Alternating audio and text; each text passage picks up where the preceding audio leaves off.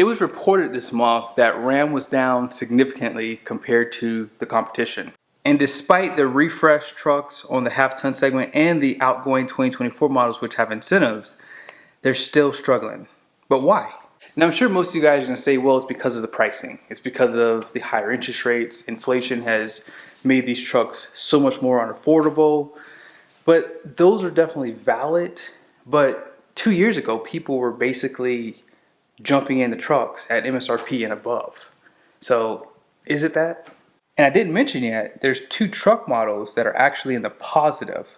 Let's go ahead and read this article online. I want to show you guys some information on all the trucks currently so you guys can see some of the winners and losers. And then I'm going to give you guys some of my theories right now. I'm on hdrams.com, and their article goes on to say the full-size pickup truck market is a cornerstone of the U.S. automotive industry, known for its fierce competition and loyal customer base. However, the first half of 2024 has shown a shift in the landscape, with overall sales experiencing a decline. Despite this, certain brands have managed to maintain or even grow their market share, but not Ram.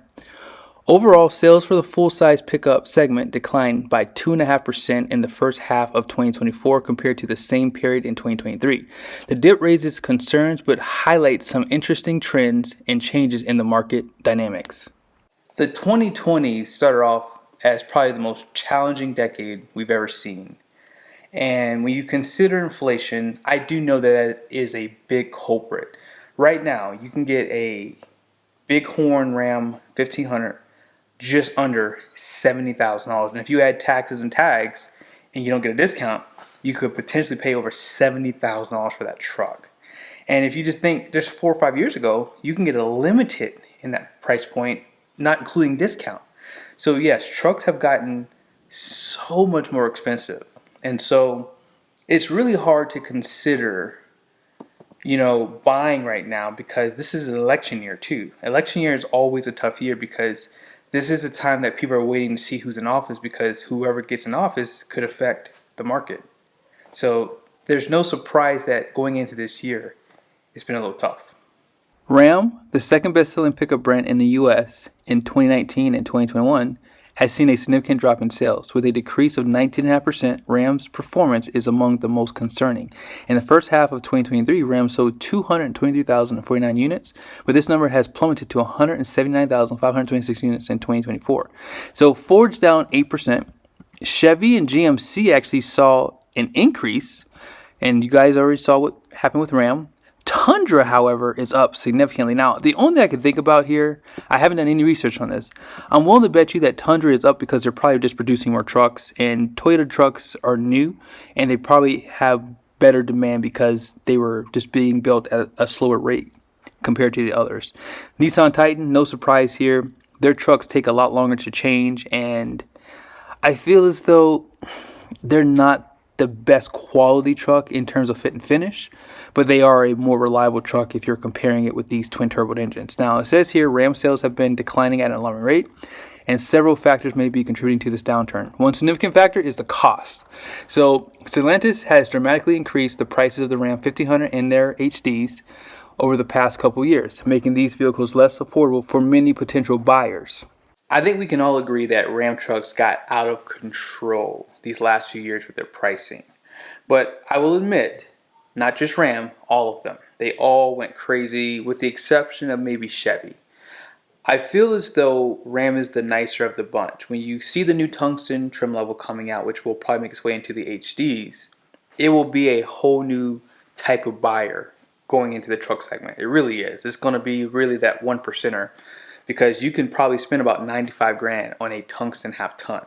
Now, with that being said, I think where Ram really hurt themselves is that Laramie down trim. That is my presumption of what really happened because you always see Bighorns on the lots. You always see the Rebels. You see the Laramies. They're always sticking around. But the Limited up, those trim levels typically sell really fast, especially when they're decked out. When they have the twin panel roof, when they have the blackout packages on them, they just don't stick around. Those trucks are always probably 30 days or less on the lots. Maybe a little bit more depending on how it's spec'd out, but 9 times out of 10 when it's high spec'd out, they always are being purchased at a higher rate. But the price point on the bighorns, on even the tradesmen, they're just out of control. And I think a lot of people just find it harder to buy them at those price points because they're like $66,000 if you add just a few options to a bighorn. So I think where they really hurt themselves is on the lower trim levels by really pushing the price up. And especially on the Laramie, if you add twin panel, air suspension, and the blackout night edition packs, what they call it, you're right about $80,000. They do talk about interest rates here, but something that is a big factor for the HDs is slow launch of updated models. Ram has been running that same cab and bed since 2010. We've talked about it many times on this channel. Although Ram revised the Ram 1500 for the 2025 model year, the rollout has been sluggish due to electrical issues associated with the new Atlantis electrical architecture, and loyalists to V8 power have shifted to other brands following the discontinuation of the Hemi V8 and the Ram 1500 for the 2025 model year. So it goes on to say here, Ram's new CEO, Christine, faces significant challenges in turning the brand around. One key initiative is the launch of Ram's first all-electric pickup, slated for Q4. Following this, Ram plans to introduce electrified range extender model, the Ram Charger, which will utilize a Pentastar V6 as an onboard generator to maximize range. EVs. I hope that the manufacturer are not putting their eggs in that basket, because it's a great fad, and I understand that some people are going to want those, but right now in trucks, EVs don't make sense. Now, the Ram Charger, however, that makes sense. I could see myself buying a Ram Charger, but the problem you have with EVs is the value. I don't know what the values are on EVs, and I'm afraid of them. I would never buy one. I'd only lease an EV truck. I would only lease it. And until they can get those charge times down to 10, 15 minutes, 10% to 100%, I'm not going to buy one. Just not going to do it. I mean, you can give me one. If they have great leasing options on them, I'll buy them. The Ram Charger, however, that is the answer. I don't know why other manufacturers have not adopted that technology from Chrysler and been pushing that. But for whatever reason, they don't want you to have diesels, and they really are trying to push ICE, out of people's minds and make you believe that EV is the future. And it's really not. It's not. But the biggest issue I think Ram has, this is why Ram trucks are not selling. For people like me, I like the higher trim levels, and even for me right now, it is kind of hard to justify buying these trucks because they're so expensive. And the used car market ain't what it used to be. So these trucks are depreciating a lot more so than they have in the last year or two ago. I mean, when I was buying those trucks last year, I didn't lose no money. I literally was able to get in a truck and out of a truck, almost even trade in some cases. My dually, I sold it privately. I put about 10 grand into that truck, and I sold that truck basically what I paid for it, basically, when it's all said and done.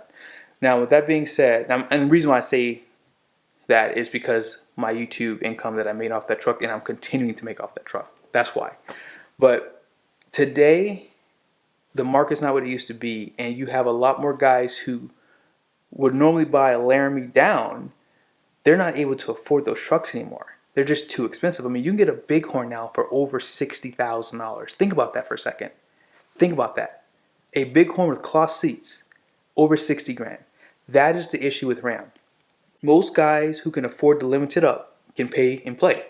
But a lot of people who barely can afford a Laramie can no longer get that truck. So now they're mostly looking at the used market, or they're just not able to buy a truck.